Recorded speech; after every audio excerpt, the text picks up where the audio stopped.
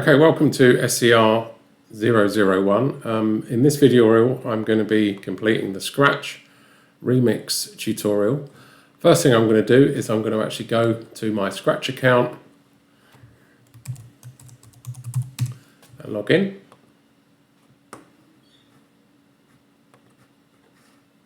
Okay, then I'm going to go back. I'm going to actually open up the tutorial document and just start to work through it. I'm going to zoom in a little bit so it makes it easier to see. So it says click on the Scratch icon in the presentation and follow the link, but since I don't have that open, I'm just going to click this link. So now I'm logged in and I'm looking at the project I need to remix. Now, to make my life a little easier, I'm going to actually move this tab onto my other screen. Luckily I have another screen. You could probably do something similar by opening up the tutorial on your Chromebook and then working on the remix on the actual school's computers in the lab. Okay, so I'm now ready to start remixing. So I go to step 2 in the tutorial. Another browser and/or tab should open. Click the remix button. See screenshot right. So I'm going to click the remix button. Scratch will create a remix copy of the project and display its contents. Yep. Step 3. Click the 1S sprite in the lower right portion of the screen. Hover over the blue cat icon with a plus symbol. Hover over the upload sprite option.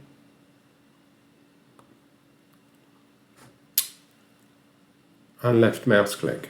Okay, so moving on. Navigate to the SVG. This is step 4. Okay, this is the file that I created by following the CorelDraw keypad tutorial. Okay, I'm going to open that. Okay, it's now appeared. There are no problems.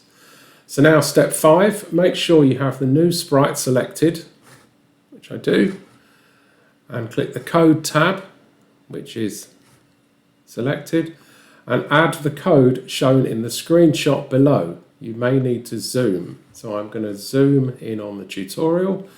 So I'm going to hunt around for the bits and pieces that I need.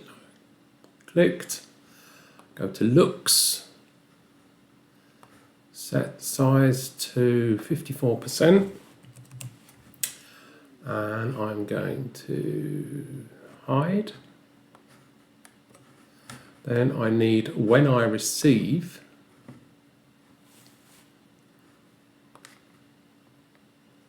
and I set that to button. And I need to go motion, go to -108 by 11. Then I need to go back to looks, go to front of layer, then once, then I'm going to show, and then I need a forever loop.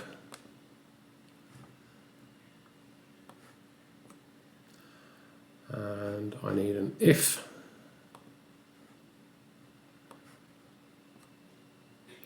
Then I need an and. Sensing if touching mouse pointer and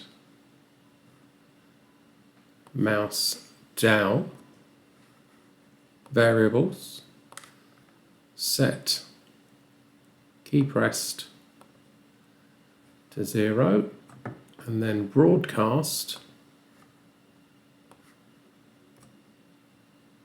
key pressed. Okay.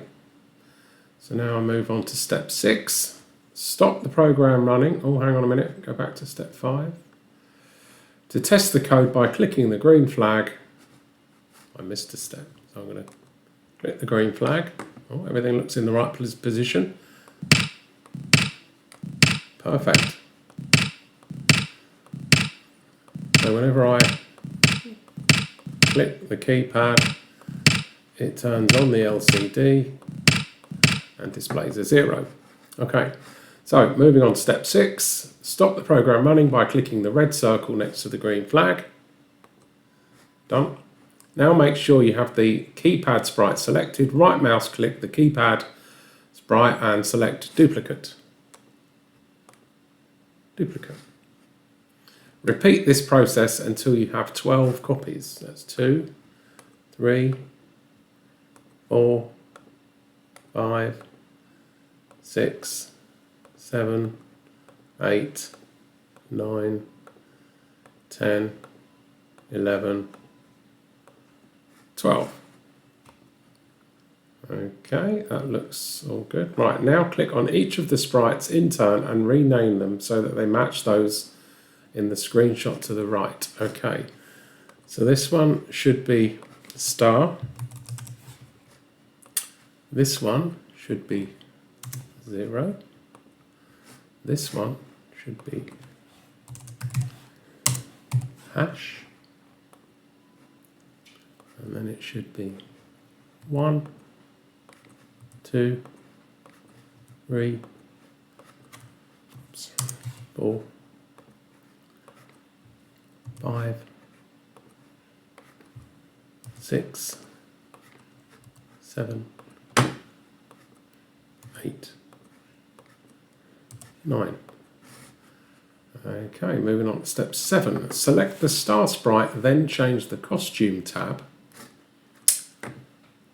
Select the star sprite, click the costume tab. Using the select tool, select and delete all the keys apart from the one with the asterisk on it. So selected, okay, I'm going to click and drag, delete. Okay, repeat this process for all the other keypad sprites. For the 0 sprite, remove all but the 0 key and so on. Okay, 0.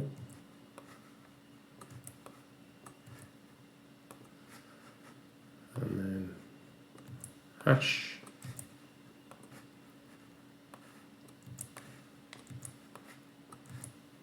One.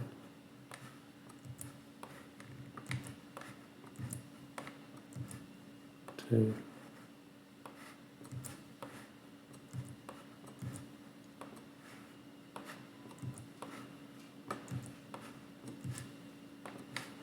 4.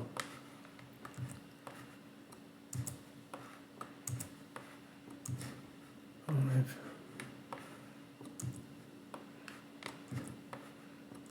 6. 7.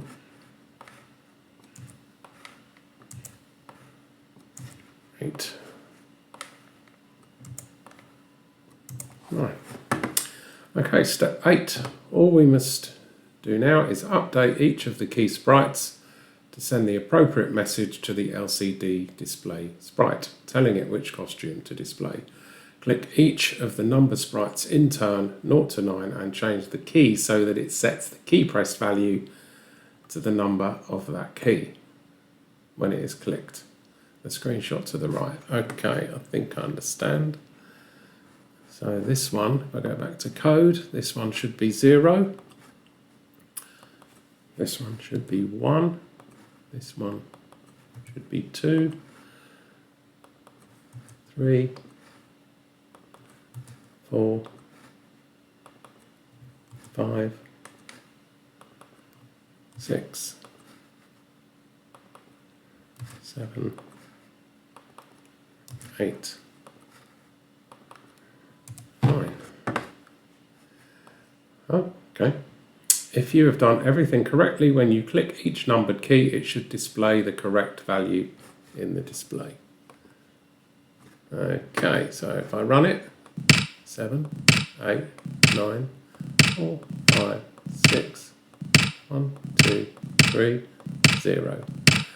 Now I'm guessing that star and hash on a normal keypad would send some other signal that doesn't display on the LCD. So what I think I'm going to actually do is go into the stop it, go into the star and then go into the hash and just remove that so it disables So now when I run it and click, it doesn't actually affect it. Perfect. Right, I think I'm done. That is the end of this tutorial. In the lesson, I'll be discussing some of the mechanics around how the actual application works, and perhaps even include that in another tutorial video later on. Okay, thanks for listening. Okay, bye.